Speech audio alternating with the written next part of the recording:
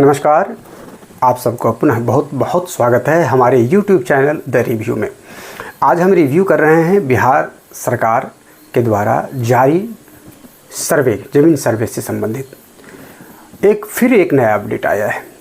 इस अपडेट इसलिए आया है कि कई तरह के भ्रांतियाँ फैल रही है, लोग तरह तरह के बातें कर रहे हैं, सर्वे से लोगों को डरा रहे हैं, किसान डरे हुए हैं, किसान परेशान है कि आखिर ये क्या हो रहा है, कैसे हो गया, कहीं मेरी ज़मीन तो नहीं ले लेगी। पिछले वीडियो में भी मैंने बताया है कि ज़मीन पर कोई आँच नहीं आने वाला है। अगर बिल्कुल भी वो ऐसे ज़मीन है जिस पे किसी का अधिकार ही नहीं है, न किसी के पास कुछ पेपर है, तो उस ज़मीन की बात अलग है। अदरवाइज़ आपके पास थोड़ा सा भी कुछ पेपर है तो वो ज़मीन आपकी ही रहेगी।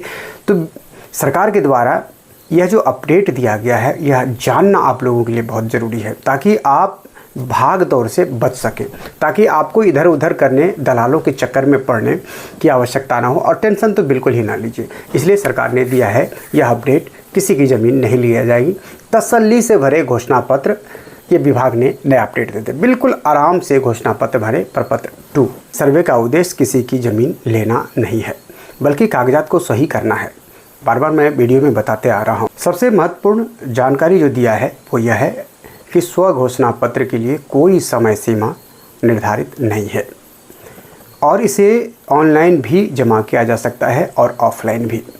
समझ लीजिए फिर से कि इसका कोई अभी समय सीमा घोषित नहीं किया गया है कि आपको इसी दिन तक या इसी दिन तक करना है। ज़रूरत के हिसाब से सरकार स्व घोषणा पत्र स्वीकार करने का समय बढ़ा भी सकता है। इसलिए आप तसल्ली से अपना स्व घोषणा पत्र भर करके जमा करें। बिहार सरकार ने फिर से साफ किया है कि 2024 में होने वाले भूमि सर्वेक्षण में किसी भी तरह की कोई भी ज़मीन जो गड़बड़ है, नहीं, किसी की ज़मीन नहीं ली जाएगी।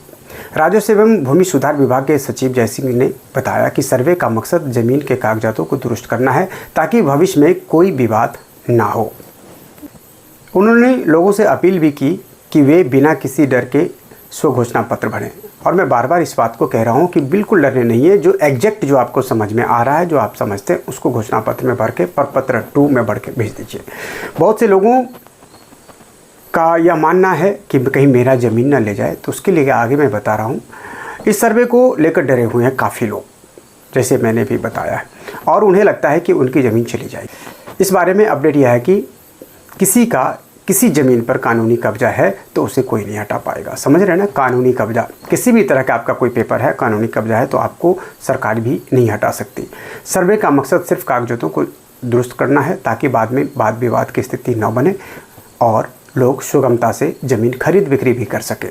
और सबसे बड़ी अपडेट तो यह आया है कि स्व घोषणा पत्र हाथ से भी भरा जा सकता है। ज़रूरी नहीं कि स्व घोषणा पत्र के लिए आपको फॉर्म भी डाउनलोड करना पड़ेगा।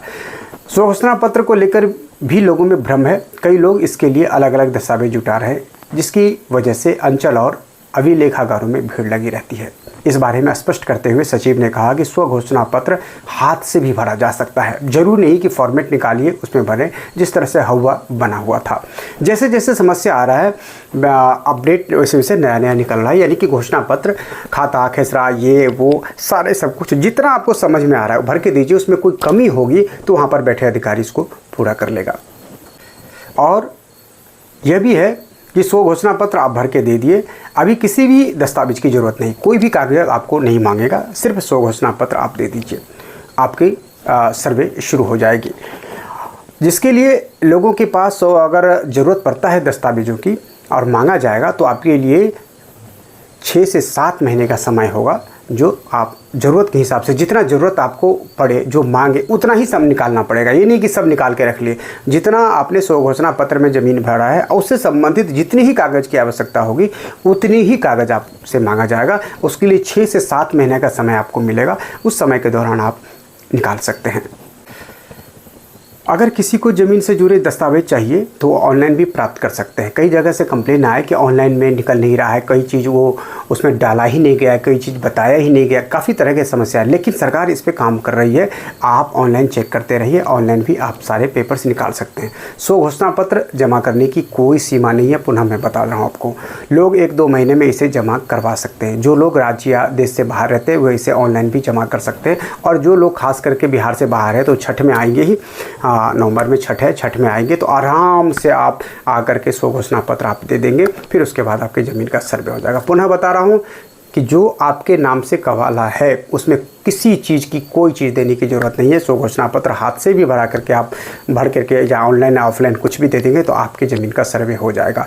और मतलब समस्या उसमें आएगी, वंशावली हाथ से भी बना के देना पड़ेगा। समस्या जहाँ पर आपके दादा परदादा की ज़मीन है और उसका दाखिल खारिज नहीं हुआ या जमाबंदी उसके नाम से जमाबंदी ट्रांसफ़र करना है तो उसमें थोड़ी सी समस्याएँ होंगी। वो समस्या रिसॉल्व हो जाएगा, इसमें कोई परेशानी की बात नहीं। अतः जैसे जैसे अपडेट नया नया आ रहा है मैं आपके सामने अपडेट रख रहा हूँ। आशा करता हूँ कि आपकी हमारे द्वारा दिए गए जानकारी आपको अच्छा लग रहा होगा। अगर अच्छा लग रहा है तो हमारे वीडियो को लाइक करें, सब्सक्राइब करें, शेयर करें और जनहित में इसे दूसरों के पास भी पहुँचाएँ और अपने कमेंट्स के माध्यम से हमें अपना सुझाव भी दें। बहुत बहुत धन्यवाद।